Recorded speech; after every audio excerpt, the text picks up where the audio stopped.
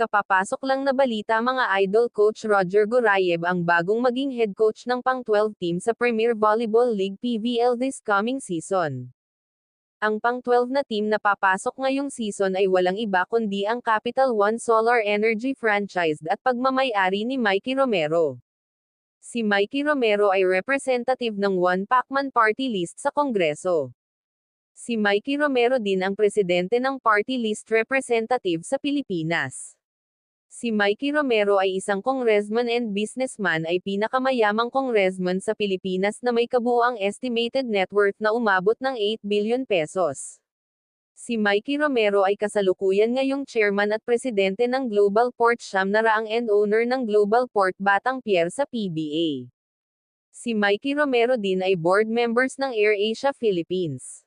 Iba ang magiging challenge ngayon ni Coach Roger Gorayev dahil magbuo pa siya ng team player